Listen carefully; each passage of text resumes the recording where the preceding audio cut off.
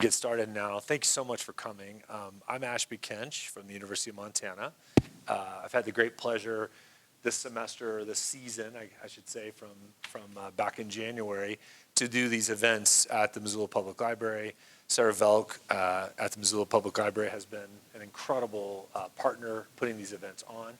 This has been funded by a National Endowment for the Humanities grant, NEH, and it's part of a University of Montana grant to bring some humanities programming sort of to the public.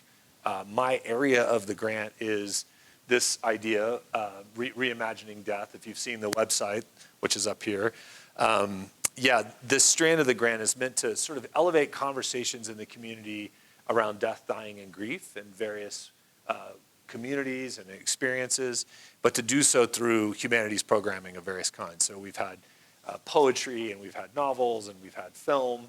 And tonight, we're very lucky, or this evening, we're very lucky to have Dr. Erin Saldin, who brought up this idea with me to kind of stage a conversation with a writer, Vu Tran, on the experience of being a refugee. So I don't know how many of you got a chance to read the PDF that was on the Missoula Public Library website.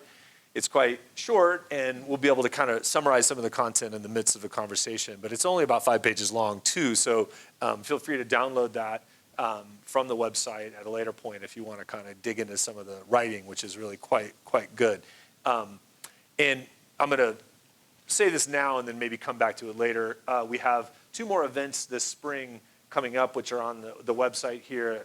Matt Siminoff, a professor in world languages and cultures at University of Montana, will be leading a discussion of this really powerful and difficult book by Dara Horn called People Love Dead Jews.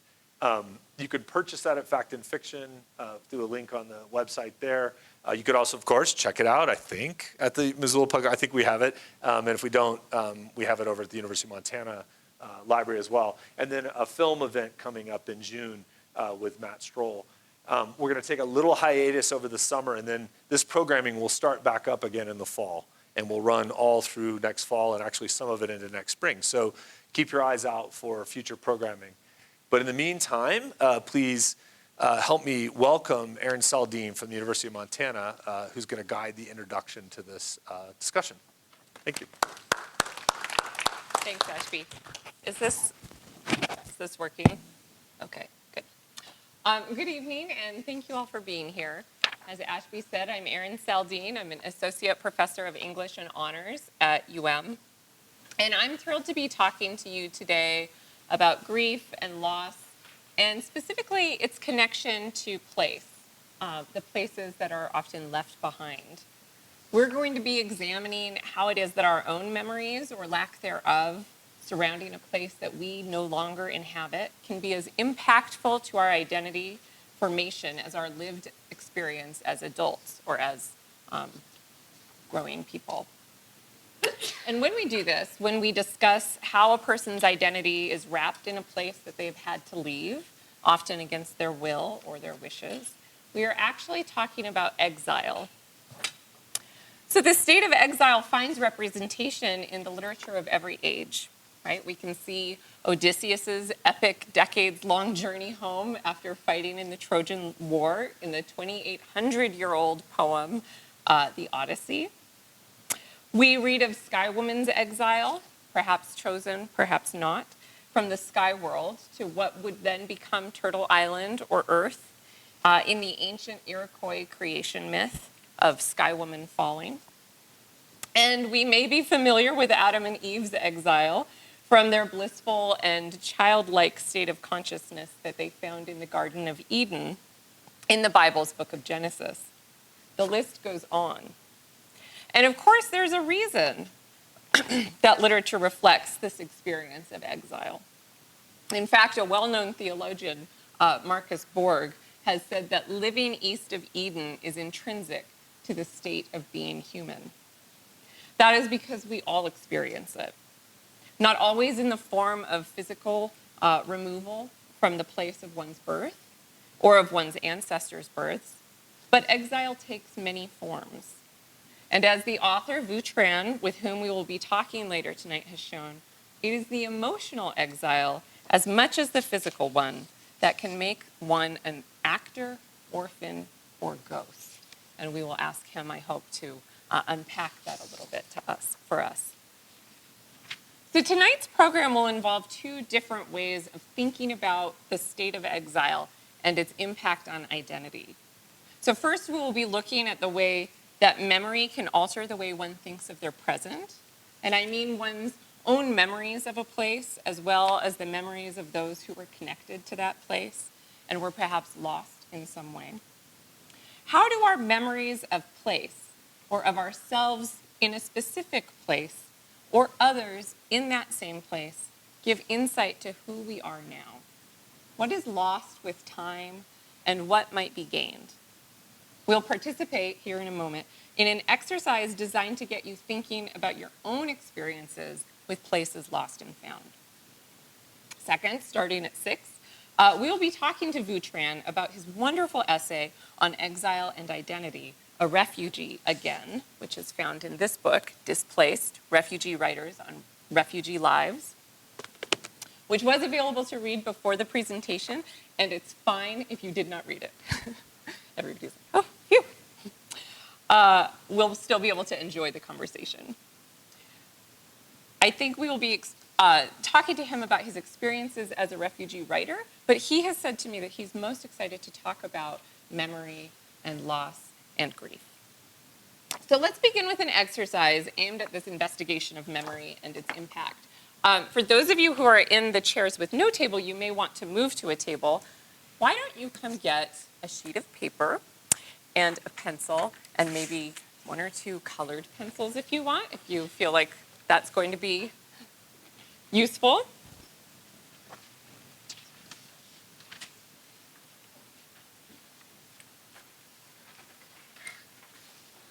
And as you're doing this, I want you to be thinking about your own family or the family with whom you feel most connected experience with departure and arrival, right?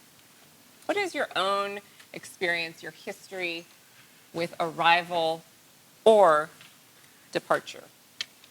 It's a very broad question, so interpret it as you like.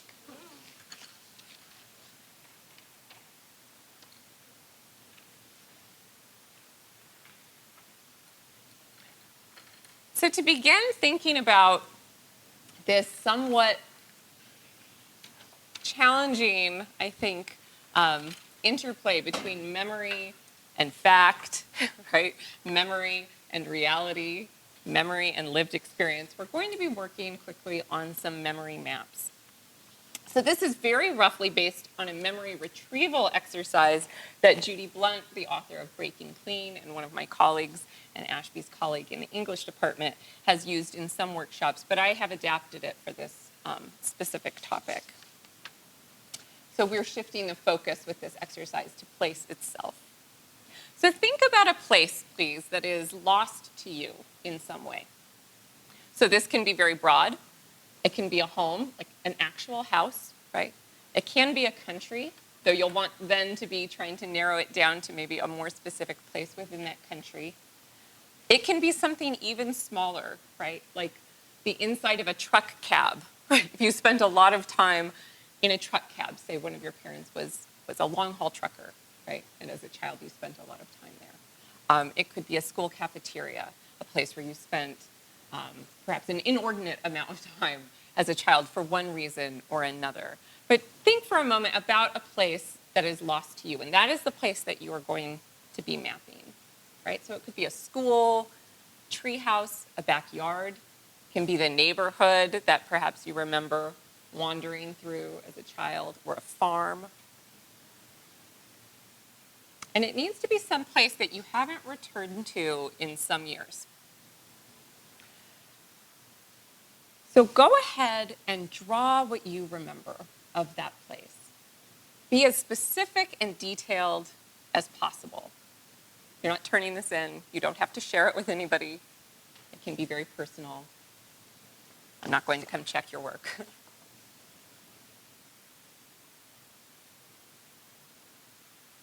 So as you're mapping, now make sure that you're adding as many place names as you can remember. This may take the form of just listing the objects in a room. It may mean trying to remember the names of streets and side streets. It all depends on what you're mapping. Now think of the sensory details too. Texture, the way things smelled, what things looked brighter than other things, what things looked darker, what was in shadow, for example. If there was food, what did it taste like? How might you describe that? And as you're coming up with these sensory details, be aware of the emotions that come out with those details, right, that accompany them. And maybe make a little mark, right? Mark down what those emotions are as they arise. And finally, think about different things that happened at different points in this place, different points in time, and maybe make a list of those things somewhere on the map, right? Where I fell out of the treehouse and broke my arm, right? That might be a big moment. But a smaller moment might be where I tried a crab apple for the first time, and I still remember what that tasted like, right? The point does not have to be to find huge story moments, right? If this was a creative writing class, maybe we would be looking for big story moments for your forthcoming memoirs, right? But we're not doing that, and instead we're just looking for all of the memories, all of the little moments of a life. You might even mention moments that you yourself don't remember about this place, but have been told about the place. So I would love, I said I wasn't going to collect them. I'm not going to collect your exercises, certainly. I know they're very personal. But I would love if anybody is willing to share what you drew, any element of what you drew. I'd love to hear what you found, what you discovered. I drew pictures of orange groves, because when I grew up in town of Lebanon, it was just tons and tons and tons of orange groves all around that. In California? Was it in California?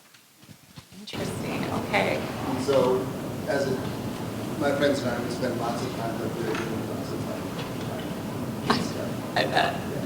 Oh, that's neat. Okay. When we're recording this, so if you have a story, if you could use the mic, Okay. that would be great. Who else would like to share? Thank you. So I did my backyard growing up in New England. We lived on a river, and I'm a terrible artist. But it was just fun to just sort of sketch these things in my mind and to try to recall, okay, was there an apple tree there or whatever? And it's funny because you said, recall something that happened, like when you fell out of a tree and broke your arm. And that was exactly what I was going to write down, because there's an apple tree that I fell out of in first grade and broke my arm. And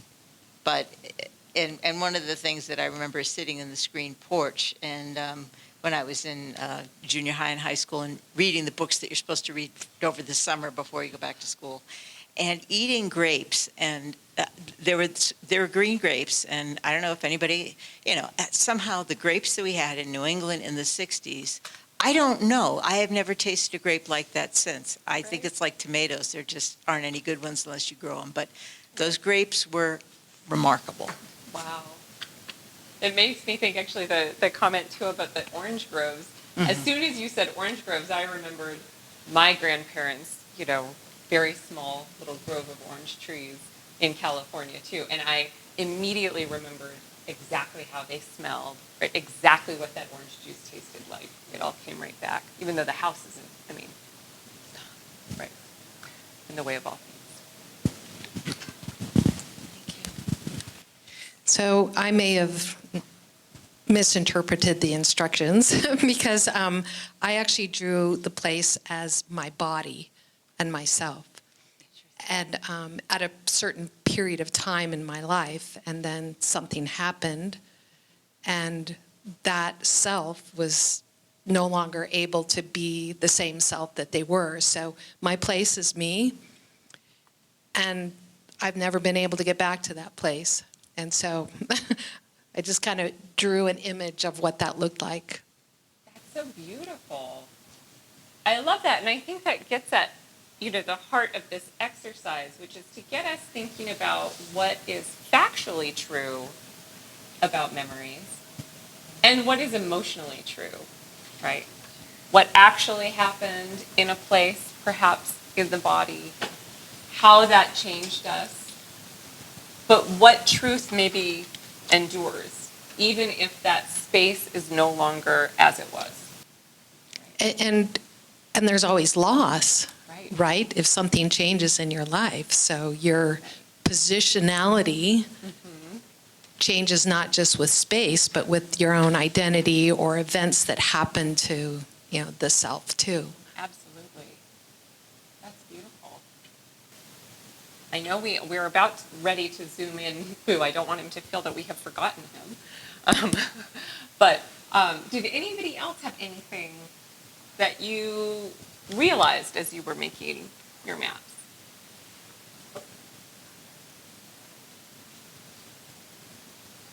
Okay.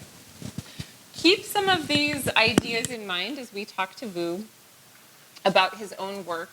And there will be time for questions from him. So, if you want more paper so that you can mark down questions as they kind of come up, that would be wonderful. It's always nice to have questions from the audience. Okay. This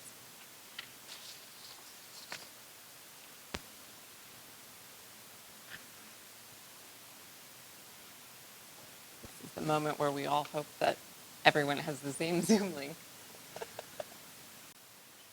Okay. It's wonderful to have you with us. If I look here, am I looking at you, Vu? Yes, you are. Thanks for having me. I'll just have kind of I'll just have a sort of roving gaze.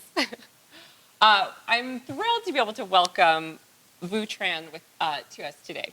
I'll give a brief bio, and then I have some questions for Vu about his wonderful essay. Not everybody has read it, but some people have, and I think we'll get into kind of the meat of the essay and then other things too in the course of this conversation. Sounds great. Great. Vu is the author of the New York Times notable novel, Dragonfish, as well as many stories and essays which have been published in the O. Henry Prize Stories, Plowshares, Virginia Quarterly, and elsewhere. He has been awarded the prestigious Whiting Writers Award. He has also been awarded a National Endowment for the Arts Fellowship and has been a fiction fellow at pretty much every prestigious writing residency in the country that you can think of: Yaddo, Breadloaf, Sewanee, and the MacDowell Colony. He holds an MFA in fiction from the University of Iowa and a PhD from the Black Mountain Institute at the University of Nevada, Las Vegas. And he is currently an associate professor of practice at the University of Chicago. So Vu, we've just completed an exercise aimed at identifying the challenge of truth in memory, a short exercise, especially as it relates to place. And many of us have read your essay from The Displaced, but could you give us your own history of departure and arrival? Sure. I can give you a brief account of it, at least from what I remember. This is my family's memory as well. But basically, when the Saigon fell to the north in April 1975, my father had to leave. So he was trying to get on one of the last planes out of Vietnam, and he wanted to bring my mother. I was not born. My mother was pregnant with me at the time. My sister was 2, and he couldn't bring us. I remember my mother said that, pack one outfit for you and for her, and then that's it, and I'll come back for you. And he wasn't able to. And he ended up going to Guam and ended up being sponsored by a Catholic priest in Oklahoma, in Tulsa. And that's where he was. And my mom raised us for 5 years in Vietnam without him, and was able to finally in 1980 buy passage on a boat. For me, I would have almost been 5. My sister would have been 7. My uncle was on there as well, and it was a boat for maybe at most 20 people, and there were about 90 something people. And we were headed to Singapore. We got lost. The captain got lost, and we ended up after 6 days at sea. We were quite lucky, very lucky, and we survived and made it to Malaysia. And they put us in a refugee camp for, I believe I was there for 4 months with my mother and my sister and my uncle. And my father finally sponsored us from the States. And yeah, I came, what I vividly remember, and it's like my first complete memory, and it's weird that it is my very first day in America. It was 5 days before my 5th birthday. And I'd never been in an autumn season. I didn't know what that felt like. And it was close to autumn in Tulsa, Oklahoma. And I remember in the morning, I woke up, my father made me a bologna sandwich, and he toasted the bread. I remember that. And he gave me Ruffles chips, sour cream and onion, and 7-Up. And to this day, I still love those things. And I remember other parts of the day and the strangeness of everything, but it's my earliest complete memory. And so in my mind, it's the start of my life in memory.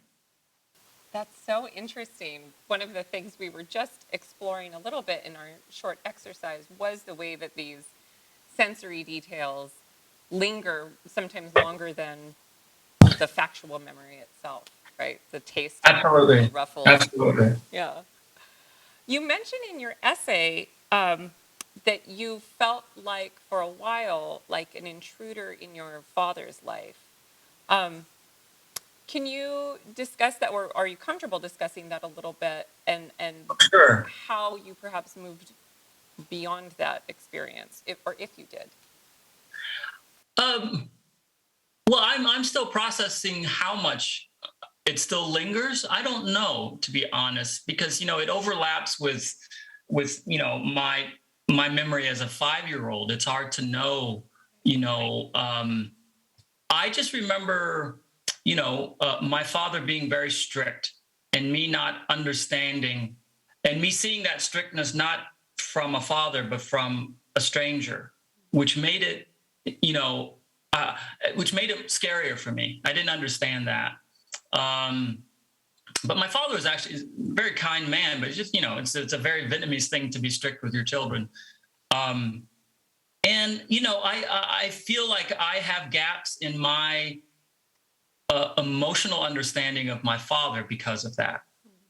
And sometimes a resistance to ask him about it, which is very strange for me because I like asking people about everything. I asked my mom about a lot of things, but with my father, I sometimes wonder if my resistance, if my lack of curiosity about my father comes from that period of time. In my mind, it didn't last very long, but I don't know. It might last in a different way, right? It clearly does. And I suspect that has something to do with my lack of curiosity about him in certain ways, even though in other ways I'm fascinated by my father. Right. I don't know if that makes sense, but It does make sense. It makes a lot of sense. I mean, I was wondering, and I think this is probably connected to that, what you perhaps don't remember but wish you could remember. oh yeah, I mean that's a good question, because I've always thought, whether it's it's true or not, that the most interesting and dramatic period of my life took place while I was too young to remember it. And as a writer who's always desperate for material, I wish I could remember that boat trip. I wish I could remember that time on the refugee island. I realized that remembering all that could also be to carry around the trauma of it with me. But in some ways, I think that that fear and uncertainty could have made, I don't know, made me stronger, maybe. I don't know. It would have at least given me the kind of experience, the kind of experience that would make me appreciate such life and death experiences that I see around me now. Say, like, I see how the Ukrainians are suffering, in their war. And I could access my own experience of that in ways that other people could not. And as a writer, I think that level of accessing those types of emotions is quite, obviously, it's quite precious. At the very least, I think it might have helped me understand my mother better, and how it was for her to be, she was, gosh, what would she have been? She would have been 25, and she has 2 young children. She has no idea if she's going to survive the trip. She has no idea if she'll ever see her husband again. And just experiencing it and being able to observe her, I think, would have been a very valuable thing for me, not just in writing, of course, but obviously outside of writing, and in many different ways. Maybe I could kind of, approach my issues with my mother in a more sympathetic way. I don't know. I think I read an interview with you about your novel Dragonfish, in which you talked a little bit about drawing on knowledge of these events, and perhaps following up on them, or following up with your mother about them, in order to get at some of the heart of your novel. Absolutely, I did. It's for me, it's kind of sad. I don't mind talking about it, though, because I don't have a good relationship with my mother or my parents at all. I haven't spoken to my mother in 6 years for many different reasons. But when I was writing the novel over the period of 5 years, and after leaving Oklahoma, 20-something years ago, we grew distant, and calling her up and asking her to tell me this story, or explain this thing, or tell me about that thing. It was my way of like maintaining a relationship with her, which is very difficult. And so it was quite valuable to my novel. But I think outside of information and facts, I think the act of communicating with her on that level ended up, suffusing the novel. I think I got the mother's voice in that novel immediately.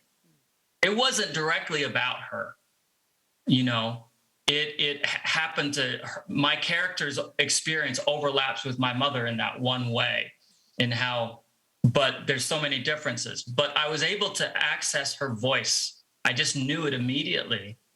And, I was not just pulling from my, lifelong experience with my mother, but I was in a way pulling from those conversations I had with her on the phone to get material, to get research. So yeah, it's very much a novel about my mother, even though I don't know if you could see the biographical, fingerprints, if you will, that clearly. That makes a lot of sense to me. I think one of the things that I'd been wondering, especially as I was reading your essay, was whether family memory and family history creates a sort of second memory, right? Even if it's not anything that you remember, it becomes something you remember because you've heard it enough. And I wonder if that did kind of begin to take place. Yeah, it happens in some ways. In certain ways, I've forgotten things that have overlapped. I mean, certainly, I have memories of Vietnam that I did not. I don't think it was my firsthand memory. It was my mother telling these stories, and I absorbed it as my own, experience. I think I think what really ends up overlapping is emotional. Is that, certain experiences are tinged not with my emotional experience of it, but of my mother's emotional experience of it, if that makes sense. Because my mother, see, my dad is a terrible storyteller. My mother is a fantastic storyteller. And she repeats those stories. And over time, what I'm not appropriating it are the facts of the memory.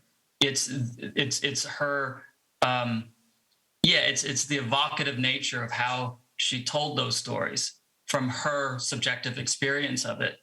And I've ended up appropriating that as my own, in ways that I don't always know, I think some of my anger is actually my mother's, if that makes sense. I'm psychoanalyzing myself at the moment, but I think a lot of my issues with my father, I've appropriated from my mother. I'm not just talking about the years in our life in America, but that gap in their relationship. I think I've ended up taking that. I don't know if this makes sense. Emotional memory obviously is so much more powerful than factual memory. Oh, it makes a lot of sense. I don't think you can see the whole room here, but there were a lot of heads nodding as you were saying that. I wanted to talk a little bit about the essay. Sure. Because not everybody here has read it, I wondered if you could break down the three different categories that you see the refugee, or the three different roles that you see the refugee inhabiting. Right? In the essay, you refer to the refugee being in a position of acting as actor, orphan, and ghost. And I was wondering if you could explain that a little bit for the people. God, I can't explain it well because I explain it much better in the book, in the essay. But first of all, the reason I went to the metaphoric was because, first of all, that's what writers do. We offer representations of reality, and that we feel is the more powerful and sometimes more truthful way of evoking the truth. When someone says, what is a refugee? You have so many different, I say in the novel that a Jewish person, who came to the States, in the 30s and 40s would have a very different definition of a refugee than from, someone who's come, from a different part of the world, 10 years ago. And because of those various ways of defining what a refugee is, I think it's so much more resonant to think of it in terms of metaphor, which is why I chose an orphan, an actor, and a ghost, which are only three. And it's really, it's not I don't want to think of it as a universal representation of that experience whatsoever. It's narrow, but I think there's commonality. I think, a refugee is like an orphan in the terms of how we've been, not sometimes literally orphaned, but also orphaned from our country and our culture and our wider family, our friends, and orphaned in time. We are actors. Refugees are actors in the sense that we have to take on more legible roles in the new country. Roles that of assimilation, but also of our own growth in this new country. We have to act outside of what we originally were or what we're originally supposed to be. And those performances are constant. And we're different at home. We are different, in public than we are at home, at work, at school.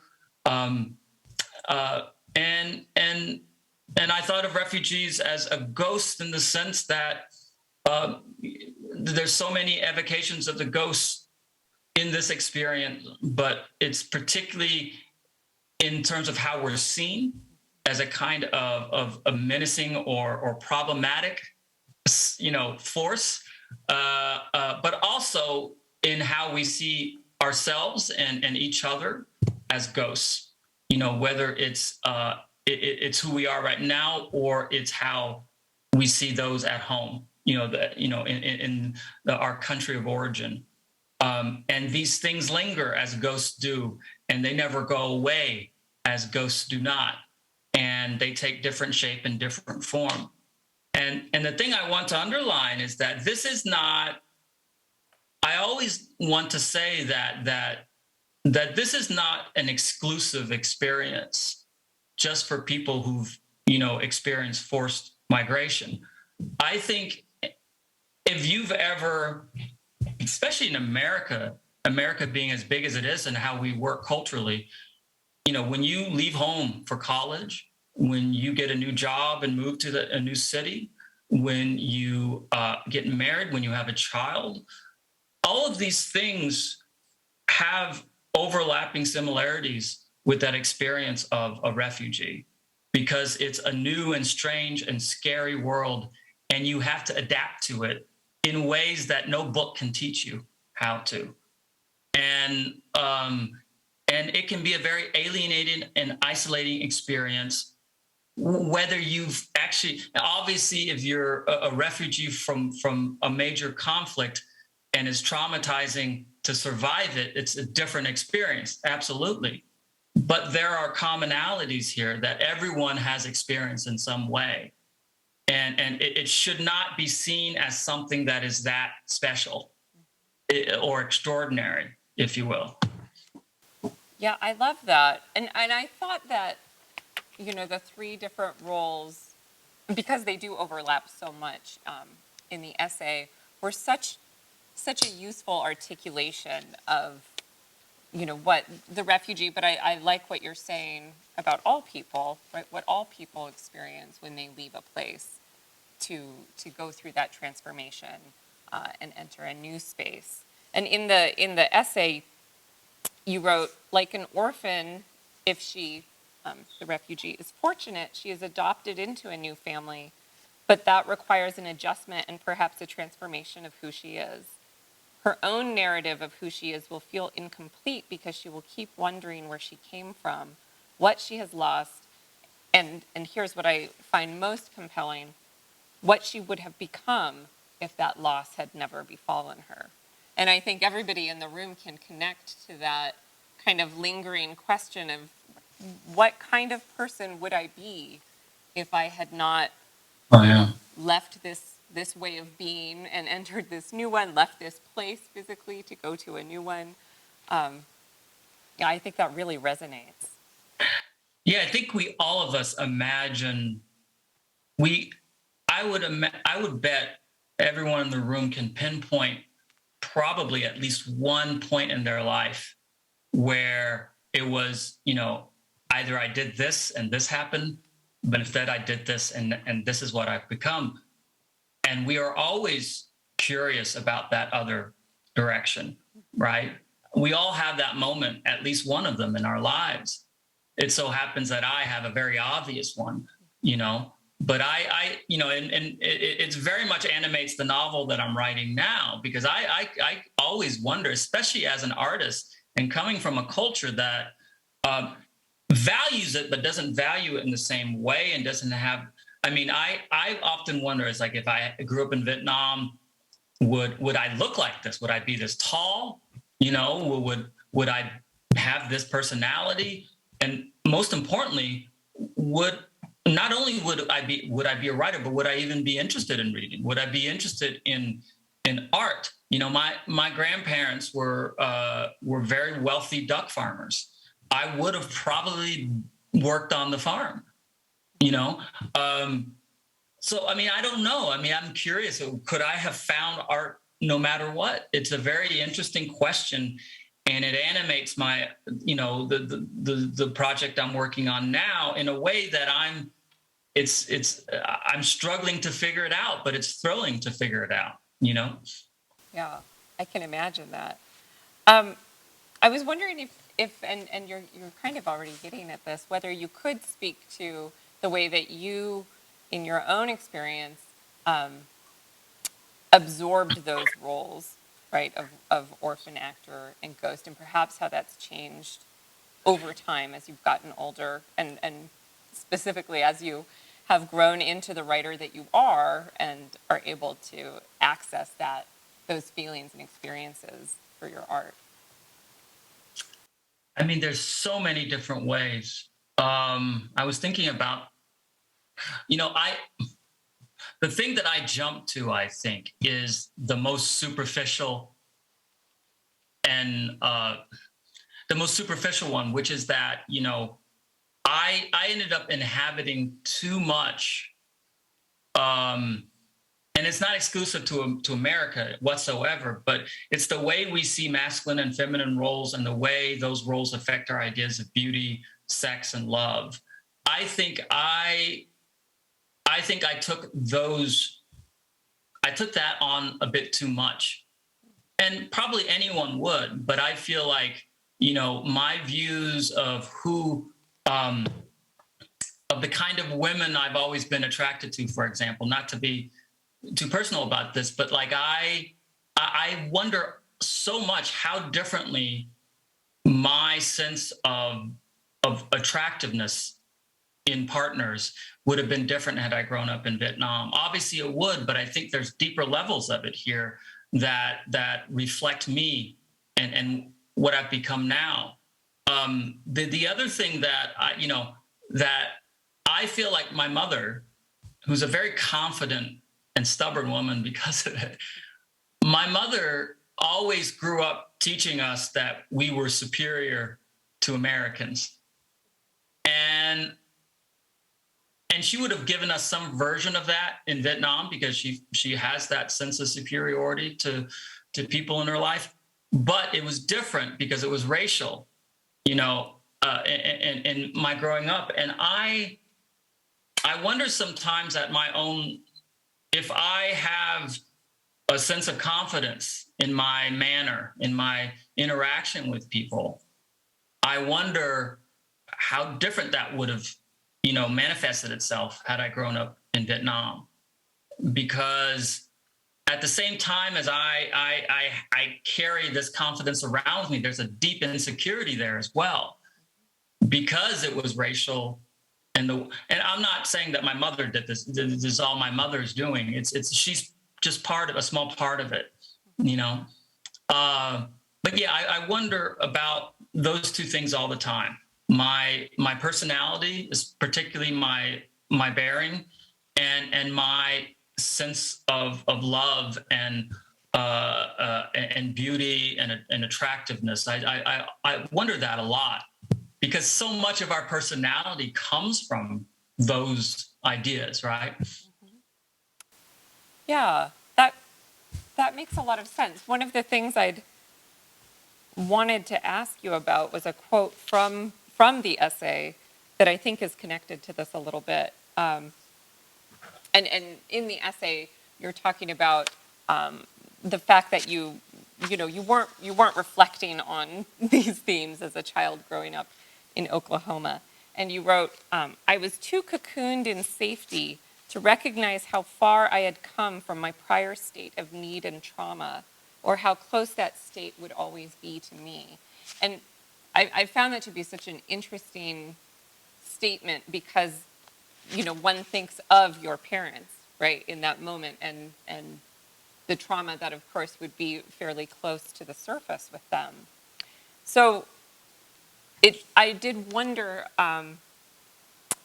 how that closeness to the state of trauma and need might be manifesting even now or not.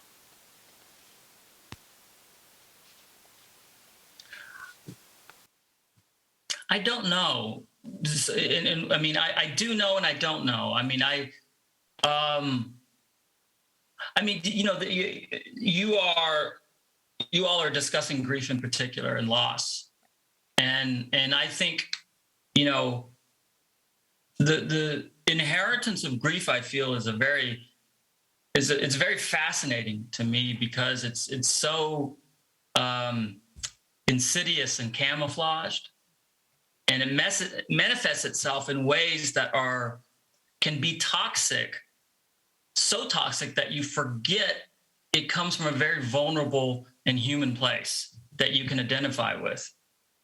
For example, I saw, my parents' trauma in their resistance, their tyrannical resistance to me and my siblings leaving home after high school, especially.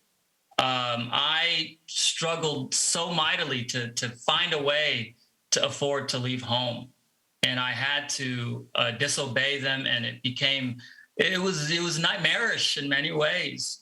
And they were and all I saw were parents who were being very, immigrant, old world, overprotective, that kind of parent, and they were. But what I now see in them was that the thought of us departing, I think, and I'm now psychoanalyzing them, but the thought of us departing the house and the reality of that ultimately happening must have recalled their own experience of leaving their family and their imagining of what it must have felt for their family to see them go. And in that way, I understand it better. And it dilutes my anger a bit more. But these are things that you can't only couch in terms of their trauma or their suffering. I mean, it's personality based too. So I don't want to reduce it to like, oh, it's because of the trauma of their their experience as refugees. Another way I can talk about it is that it's a very interesting thing. I've written about this twice in my first novel and now in my second novel. My first favorite novels were the Narnia Chronicles. And I loved that plot. Christopher Booker, the English critic, calls it a voyage and return plot. It's Alice in Wonderland's the same thing. It's when the hero or heroine leaves their normal experience, travels to an alternate world, fantasy world, and escapes that world and comes back home at some point. And I remember I've been writing since the first grade, and I loved this plot. I would constantly write this plot. And it wasn't until my 30s that I realized that, oh my God, it's the immigrant plot, it's the refugee plot, And I remember my first time finishing The Lion, the Witch, and the Wardrobe. And when the kids have been in Narnia for like ages and they've become kings and queens and great warriors, and they suddenly stumble back into the wardrobe and they're kids again, and no time whatsoever had passed. I felt such sorrow for that, because I felt that they had lost that life that they had lived, in Narnia. But it was such a deep sadness, and I realized that that's part of that grief that you absorb, whether it's your own or it's from your family. That's where that sadness came from. I didn't know it at the time, and I'm sure other people have felt this without my experience, but I can't help but connect those things, So anyway. That's interesting. I've never heard that reaction to the end of the Chronicles. Well, the first book of the Chronicles of Narnia. It makes a lot of sense. I love that reading of it too, and I'm glad you brought up the idea of grief, since this is something that we've all been thinking about, and this is part of a series of lectures in which I think some of the people in the room have attended many different lectures on the topic of grief. And I had been thinking about the grief that you just alluded to, kind of the grief that people hold in their bones, right? Perhaps as a result of intergenerational trauma, right? Not necessarily because of their own experiences, but those of their families or ancestors. And I think it's a tricky thing to talk about, I think, especially in America, because we're so solution-oriented. Like, Yeah. what do we Yeah. do with all this grief, right?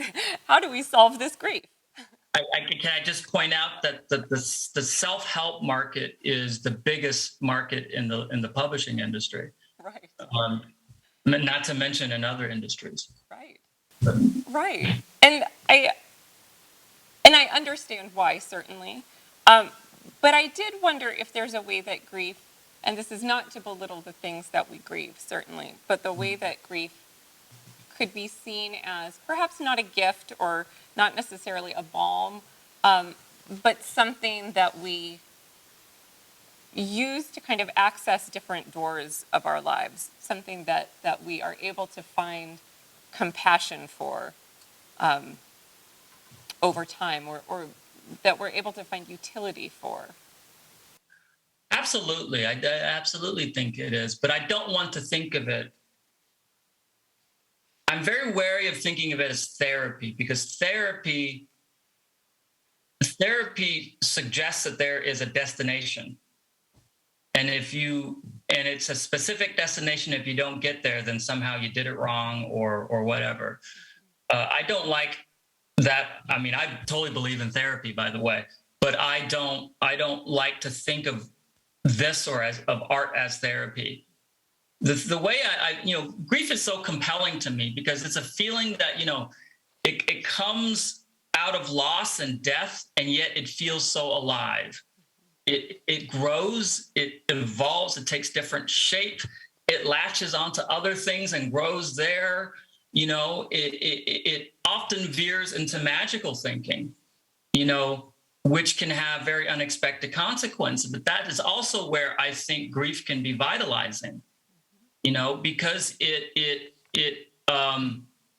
enriches our imagination. You can have the bad kind of magical thinking where you are in denial of reality. Bad as in, probably unhealthy. But there is the kind of magical thinking that expands your mind. And grief can be a part of that, But I'm teaching a class on the Gothic novel because, I'm writing one. And I chose that genre because, at its most vivid and haunting, there's no other form, in my opinion, that effectively narrativizes our encounters with the irrational and inexplicable in nature, in other people, and in ourselves. And it confronts the most vulnerable and obscured aspects of the self, I think, Gothic fiction at its best. And it portrays what I would call like a haunted state of being. And that sounds like a terrible place to be. But it isn't if you can process it. If grief can allow you an avenue to process who you are and what you care about and what is important to you and what you're afraid of, any kind of existential anxiety, I mean, grief can trigger that. And it's vitalizing in that way because it can open up the world and it can open you up. And so personally, me, I believe I have never had, whether it's breaking up with a girlfriend or issues with my family, I've never had a moment of grief or a period of grief from which I did not grow tremendously from.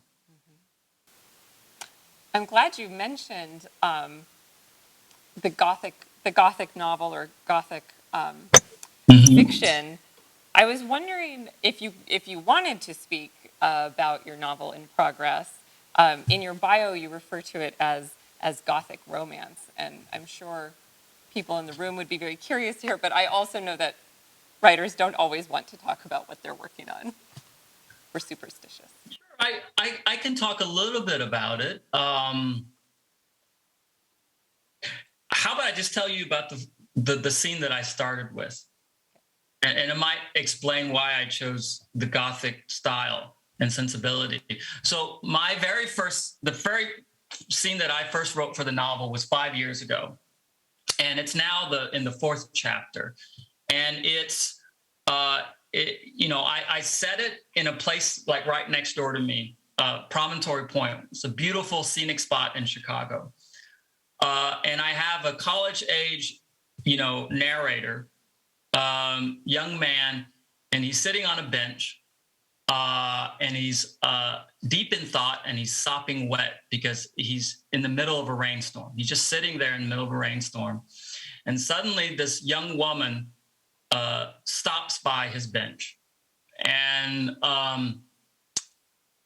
she's odd because she's, she has a ruined umbrella, and seems to be wearing what looks like a man's, silk pajama top, which is odd. And she's distraught because she's looking for her dog. Now, my narrator is a Vietnamese orphan, and his adoptive white mother recently died. And what he does not yet know about this young woman is that she's half Vietnamese.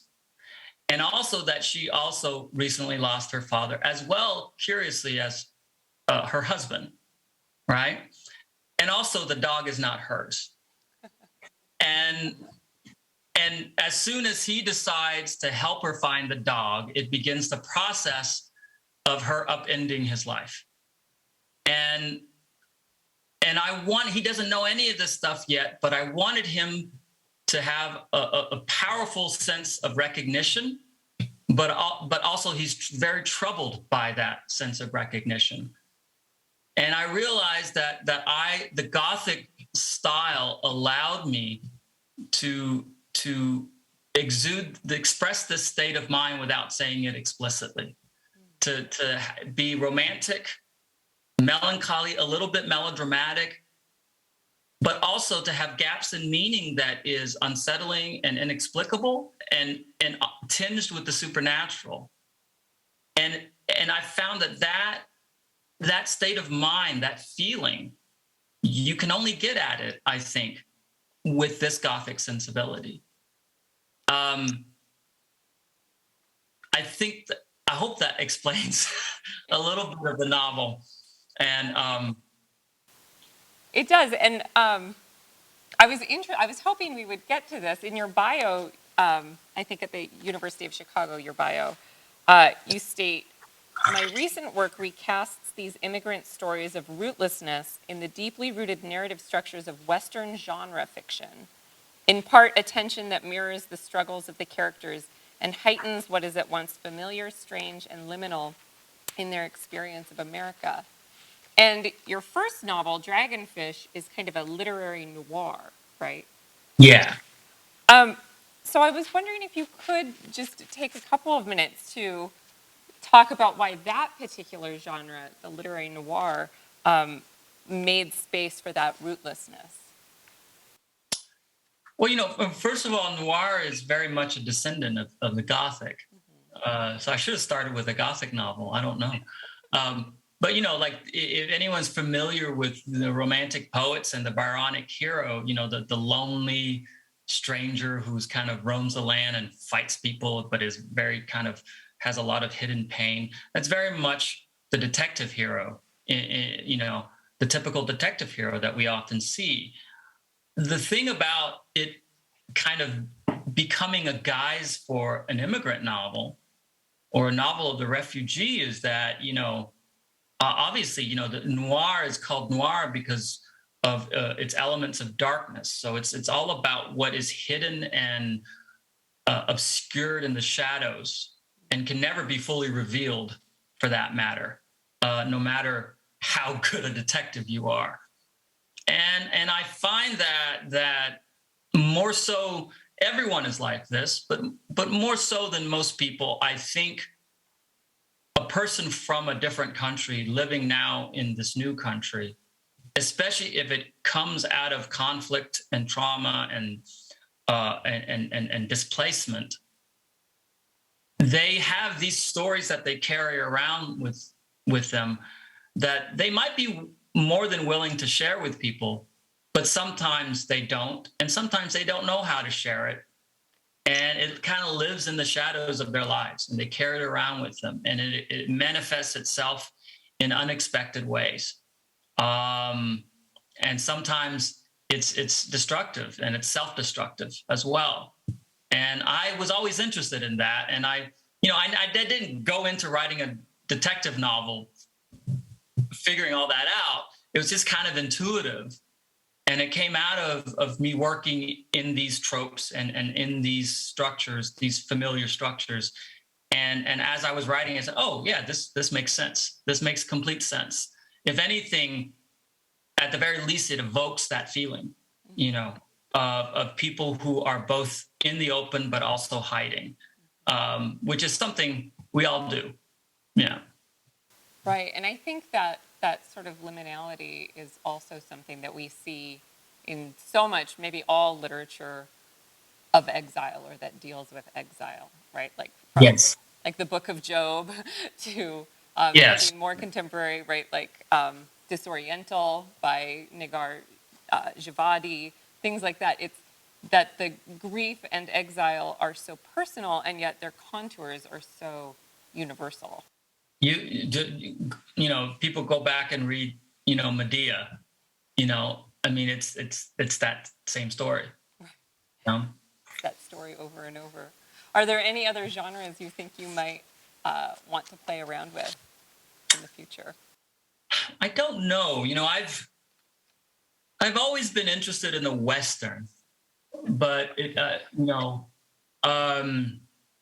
then the kind of nostalgia, the tinge, the power of nostalgia, but also that romanticism of the West and the American loner ideal. I don't know. I mean, I'm interested in those things, but I haven't thought that far past the novel that I'm working on now. I've thought about writing about my parents had I grew up in a barbecue restaurant in Tulsa, Oklahoma, and I don't mean like Asian barbecue. It's like hickory smoked oaky barbecue. My father, it's a long story, but my father did that for decades, and we had a barbecue restaurant. And I've always wanted to write a novel in stories from the point of view of all of my parents' weird employees and how they saw us. I don't know what kind of genre that would be, but that's always been a project that I had in mind. I think I would read that for sure. I want to make sure we have time for questions from the group that is here. I have more that I could ask you, but I'm going to turn this wide lens camera, and for people who have questions, I think we have a microphone, and you can ask questions. Let me see if I can do this. Whoa, that is a wide lens. Hi. Everyone. I was just curious. I've been several times to Vietnam and really enjoyed the country and the people. And I was just curious about your experience, being that obviously you don't have memories of when you were an infant. And then you had your mom, who you mentioned is a great storyteller, so I'm sure she told many stories. Then you mentioned that, excuse me, she had the belief that Vietnamese were more superior than Americans. So I was just curious what your experiences were when I'm assuming you've been to Vietnam to explore the country, what that was like. Yeah, I've been back 4 times. I haven't been back in a long time, so it's changed tremendously in the past 20 years, from what I've been told, especially Saigon. But my feeling of going back home the first time was really just reconnecting with the family I still had there. And I say in the novel, and I think it's the best way I can say it, is like it's this feeling, how did I actually put it? Maybe I can read from, but it's, here it is. It was the shock of recognition amid aliens over and over. It's just the weird feeling of like being among, people, a way of living and an environment that is so alien, and yet it still feels familiar. It's a weird feeling. I didn't mind the feeling. I thought it was very enriching and very important to me. but it was unsettling. It was very odd to feel that, and then to suddenly see these people, my especially my mother's family, who have such vivid memories of me, and I know next to nothing about them outside of what my mom has told me. I found that, just a very, I loved it. It was a very heartening feeling to suddenly be connected immediately to someone that you've barely had an adult conversation with, you know. Um, and I'm sure, people have had this experience, if you haven't, migrated, if you haven't seen a loved one since you were a child, and, but yeah, that feeling was very, very important and special to me. So my first experience, that was all that mattered to me, you know. I remember my last time though was without my family. I went on a group trip, and I saw all of Vietnam, parts of Vietnam that my parents had never seen. And that was incredible in its own way, because I felt like it was now my experience. Not disconnected from family, but a much more kind of like distilled, personal experience of the entire country, and it's and how different it was, and from one part to the other. So yeah, both those experiences were extremely important to me. Thank you. Real quickly, you referred to Vietnam as home. You said, when I went back home. Is that your home? I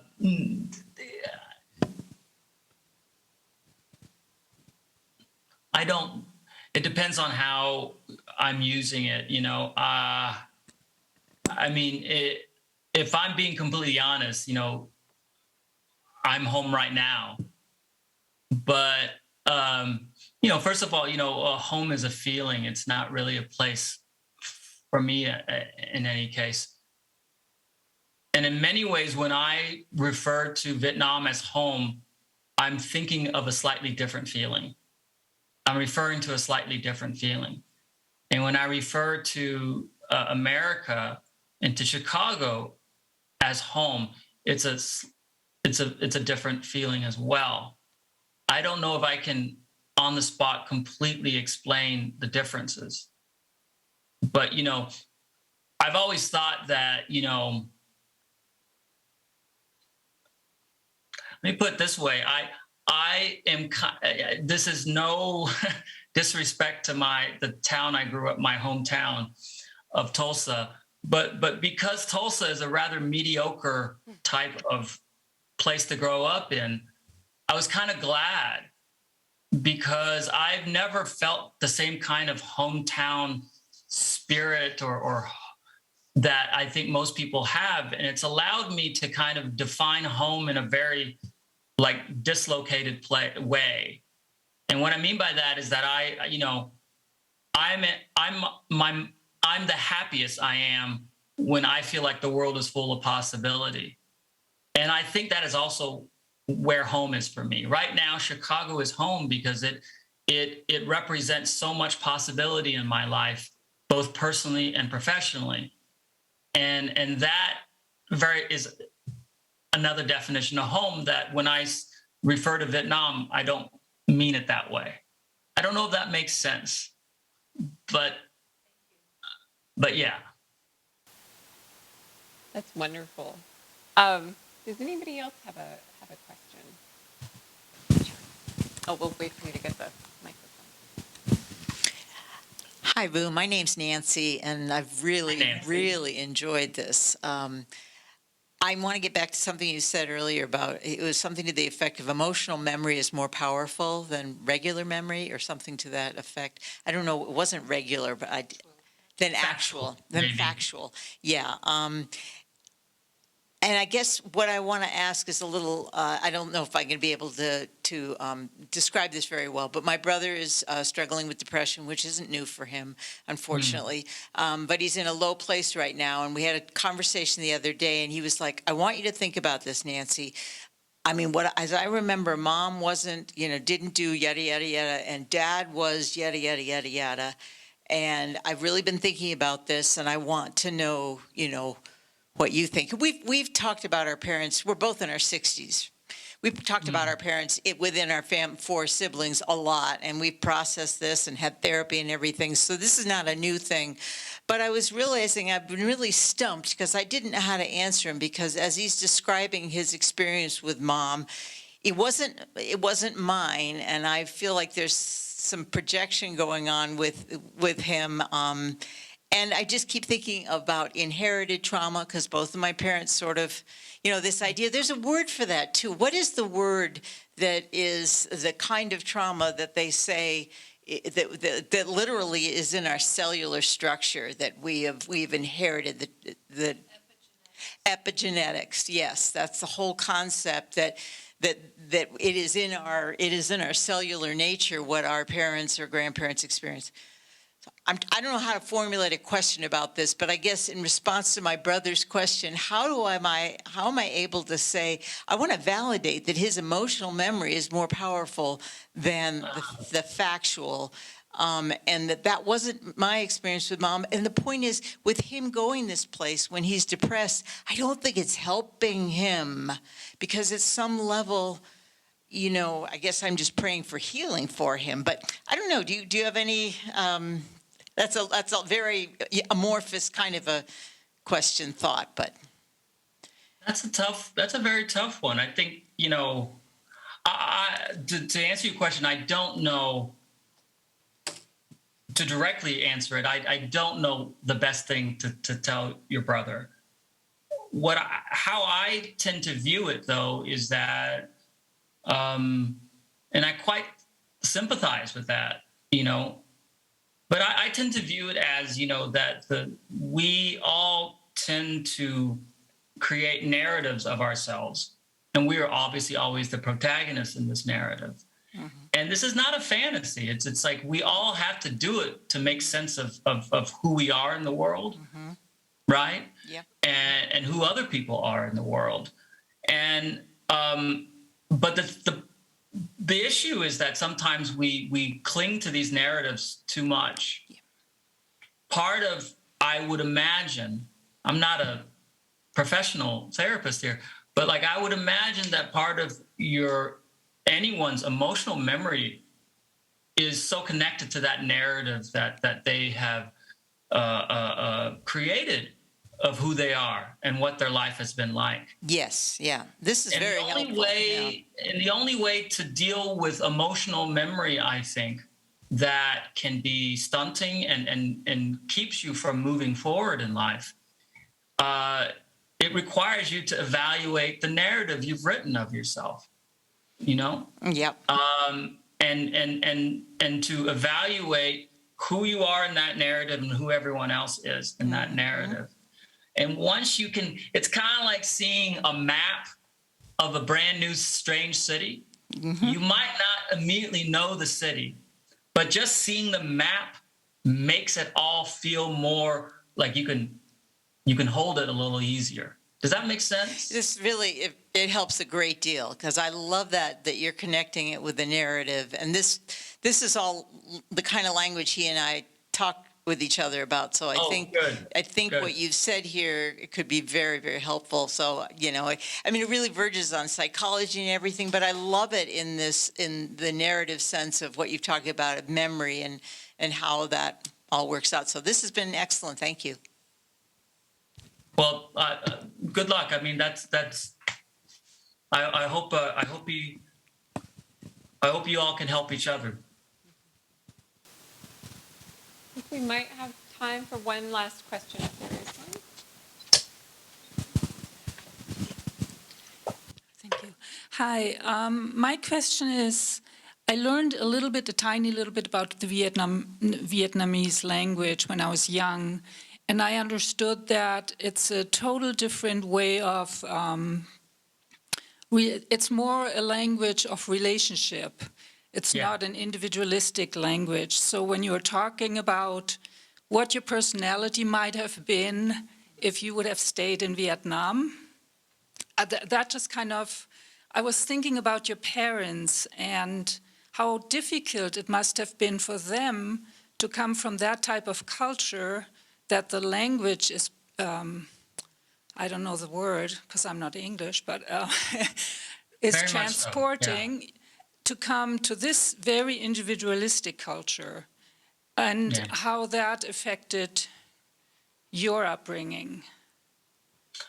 I mean, it's you've pointed to a tremendously important aspect of my upbringing, and their experience during my upbringing. In Vietnamese, like you say, there is no I.